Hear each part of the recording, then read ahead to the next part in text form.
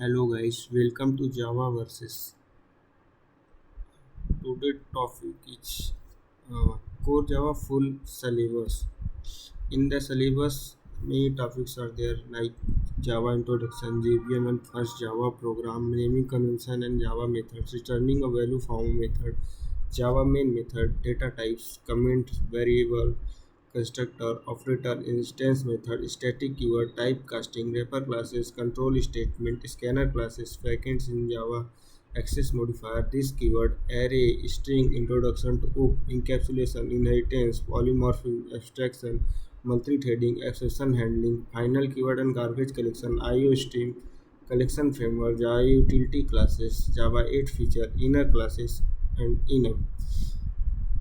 This is a main Java core Java topics. Under this, there are many subtopics are come. I will discuss in the tomorrow classes.